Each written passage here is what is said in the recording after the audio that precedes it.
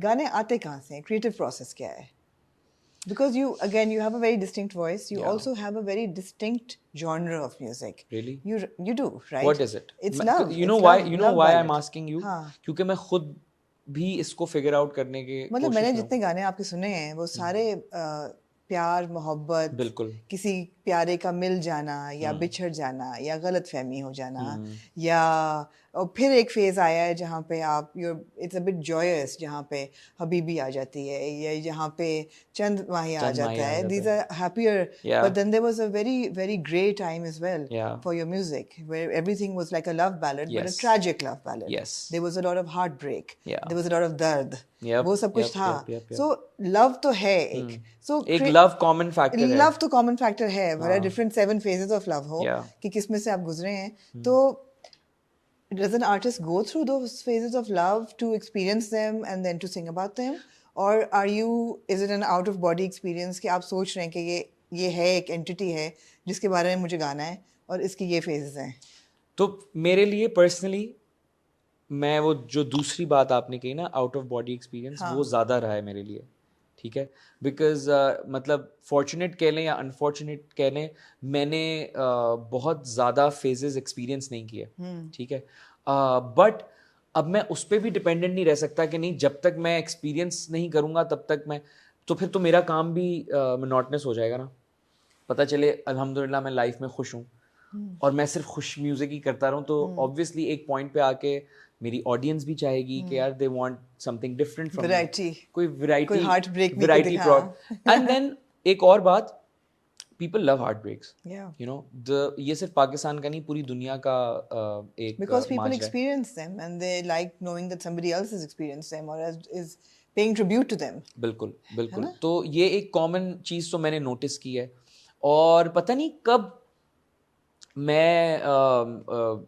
एक दर्द की आवाज़ भी बन गया बिल्कुल हाँ मतलब मुझे पता भी नहीं चला और मगर आपकी आवाज़ में है थोड़ी सी मेलंकली भी है ठीक है दर्द है ठीक है वो ठीक है लेकिन मैं कह रहा हूँ कि मुझे रियलाइज ही नहीं हुआ कि कब ये एक मेरे साथ एक not I wouldn't say label but एक छोटा सा एक टैग अच्छा टैग कि भाई मतलब सैड सॉन्ग्स के लिए मतलब यू नो मैं जाना चाह रहा हूँ या जो भी बाय चॉइस नहीं है बाय चॉइस नहीं है ऐसे नहीं है कि आपने ऑर्केस्ट्रेट किया हो नहीं और ये मैं ऐसे गाने गाऊंगा बाय चॉइस नहीं है बल्कि बाय चॉइस पता है क्या है जो अब मैं हैप्पी म्यूजिक कर रहा हूँ बिकॉज वो कर करके मैंने अपने आप को एक शेल में नहीं बाउंड करना था ना राइट अपने लिए किया मैंने ये कि मतलब इवन दो मुझे नहीं पता था बट वो मेरा एक कंफर्ट जोन बन गया अगेन दैट कंफर्ट जोन ठीक है वो मेरा एक कंफर्ट जोन बन गया लोग एक्सपेक्ट करते हैं मैं उसमें एक्सेल कर रहा हूँ लो जी मेरे लिए आसान हो गया मैं यही चीज़ देता रहा हूँ तो उसमें फिर मज़ा नहीं आता मुझे नहीं आता तो क्रिएटिव प्रोसेस क्या है फिर गाना लिखने का अभी के गाने पे बहुत बहुत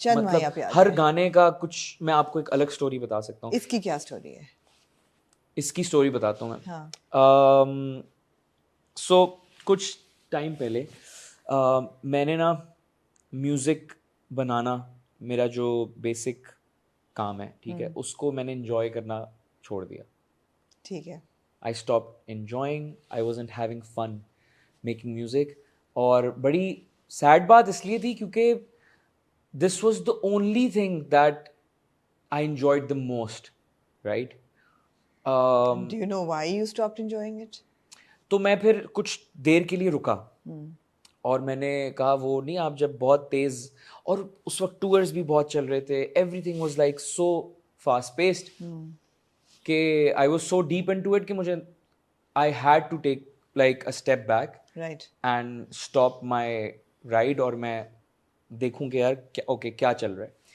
तो निचोड़ उसका ये निकला कि मैंने ज़रा ना मैं प्रेशर लेने लग गया था एक्सपेक्टेशंस का और हर चीज़ का प्रेशर थोड़ा सा लेते हैं आप pressure are you somebody who takes pressure यार मतलब प्रेशर तो लाइफ में it goes hand in hand right not in just our field in anything right expectations तो एक्सपेक्टेशन है चाहे वो फैमिली की हो या फैंस की हो at the end of the day expectation ही है वो राइट तो बट मैंने रियलाइज़ किया कि हाँ मैं ज़रूरत से ज़्यादा अच्छा प्रेशर लेना भी चाहिए मतलब Right. बिल्कुल ऐसे इजी भी नहीं हो जाना चाहिए ठीक कि है, है ना. हाँ. सो बट एक हेल्दी अमाउंट तक. तो मैंने रियलाइज किया कि वो हेल्दी अमाउंट मैं एक्सीड कर रहा हूँ. Right. सही है. And then I stop myself, I assessed, इस नतीजे पे पहुंचा और फिर अपने आप से एक वादा किया. अच्छा, ये मैं आपको बहुत टाइमलाइन शॉर्ट करके बता रहा ठीक हूँ. है. This whole process probably took me 2 years. So out of 10 years, 2 years you were on the back foot. And only I knew it. Right. आप लोगों को आई होप नहीं पता लगा होगा. पता चल रहा था हमें भी, ऐसी बात नहीं. दुनिया देख रही थी आसिम. Huge, हाँ. you have a massive fan following. People Yeah. follow you. Yeah. But thankfully उस वक्त भी I had music that I'd made previously Yeah. that was coming out. Yeah. तो उसने मुझे काफ़ी सपोर्ट किया.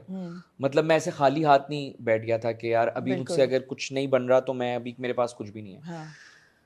तो खैर, तो मैं आपको टाइमलाइन शॉर्ट करके बता रहा हूँ कि फिर मैंने फिगर आउट करना शुरू किया. अच्छा, तो सवाल ये बना कि क्या था जो मैं एंजॉय करता था, किस वजह से मैं एंजॉय करता था. तो आमना जी, वो एक मोमेंट पे बात आई वापस एसेस कर करके वापस के पुराने टाइम में जाके वो जो एक मोमेंट होता है ना, जब आप स्टूडियो में होते हो या सेट पे होते हो फॉर एन एक्टर और डायरेक्टर, किसी भी आर्टिस्ट के, आप किसी वर्क स्पेस में जब होते हो ना, हर आर्टिस्ट इस बात से मुझे लगता है रिलेट करेगा. एक मोमेंट होता है जब आप कोई चीज़ क्रैक करते हो और मुझे नहीं पता वो क्या होता है, वो मैजिक, वो बड़ा मैजिकल मोमेंट होता है. Eureka moment. बिल्कुल यूरिका मोमेंट होता है. हाँ. और you get butterflies in your stomach, you get goosebumps, and उस मोमेंट में you feel so confident that you मतलब आप सोचने लगते हो कि यार ये नॉर्मल कॉन्फिडेंस नहीं है, ये हायर पावर ही है. Okay. ठीक है. दिस इज कुदरत से रिलेटेड है. ठीक है. सो दैट मोमेंट मेक्स, किसी भी आर्टिस्ट से आप पूछोगे ना जो सेल्फ क्रिएटर है, बाय द वे, जो खुद क्रिएट करते हैं, ठीक है. ठीक है, वो What do you mean self creator? यार Like singing and composing your own songs. Composing anything, ठीक है, राइट. ठीक एक है. डायरेक्टर है, एक हाँ, राइटर है, हाँ. एक पेंटर है. ठीक है. ठीक है. किसी भी आर्टिस्ट से आप पूछेंगे, वो यकीनन ये कहेगा कि उससे खूबसूरत मोमेंट कोई नहीं होता. वो हर चीज लगता है, जो आपकी पूरी जिद्दोजहद है ना, वो लगता है वो उस मोमेंट के लिए, बिकॉज उस वक्त आपको वो फीलिंग आ जाती है कि आई हैव गॉट इट. तो वो नहीं आ रहा था, या आ रहा था तो मैं उसको एंजॉय नहीं कर पा रहा था, राइट. बिकॉज आप कॉन्शियसली, आपका दिमाग और इतनी चीज़ों में Right. उस वक्त यू नो चीज़ें जब मेन स्ट्रीम हो जाती हैं तो आपको फिर बहुत सारे अननेसेसरी चीज़ों के बारे में सोचना पड़ता है हर वक्त कि ये इसको कैसा लगेगा, ये ऐसे लोगों को ये वाली बात कैसी लगेगी. खैर, so then I promise myself and I told myself and I train myself कि मैं जब भी स्टूडियो जाऊँगा, कोई भी किस्म का प्रेशर या कोई भी किस्म का स्ट्रेस गेट से बाहर रखूँगा. एंड अगेन, ये कहने में बहुत आसान है, इसके लिए प्रैक्टिस चाहिए. क्या किया आपने फिजिकली, टैंजिबली क्या किया टू डू दैट? फिजिकली कुछ नहीं किया, ये सब मेंटली है. राइट. फिजिकली आपको कुछ नहीं करना नहीं, होता. कई लोग कह सकते हैं ना कि डी स्ट्रेस करने के लिए हमने मेडिटेशन शुरू कर दी है, योगा हाँ, शुरू बट कर मैंने दिया कुछ है. नहीं किया. आपने कुछ नहीं किया. मैंने कुछ नहीं ठीक किया. है. मैंने सिर्फ अपने अल्लाह मियाँ से बात की, ठीक है. और मैंने अपना कोशिश की कि अपना कुदरत पे और उसकी ताकत पे मैं यकीन अपना स्ट्रांग रखूं, एंड इट हेल्प्ड. ठीक है. And obviously my family, my loved ones, Meerab help me a lot. तो फिर मैं स्टूडियो जाने लगा टू हैव फन, जैसे मैं बचपन में करता था. राइट. जब कोई प्रेशर नहीं था, हाँ. जब कोई जानता नहीं था कि मतलब पूरी रात स्टूडियो में है, म्यूजिक नहीं भी बनाया तो कुछ नहीं मसला, मतलब वीडियो गेम खेल रहा हूँ, पिज्ज़ा ऑर्डर कर रहे हैं, हंस रहे हैं, दोस्त आए हुए हैं, जो भी है, वो वापस से माहौल बनाने की कोशिश की. And trust me, the first day I went with this mindset, I made Habibi. Right. The first day. Amazing. हाँ. और मेरी थ्योरी यूं प्रूव हो गई मेरे लिए, एंड आई वाज लाइक, खुद की बनाई हुई थ्योरी. हाँ, वही ना, मेरी थ्योरी प्रूव हो गई. हाँ. एंड उसी के साथ साथ आई वाज मूविंग इनटू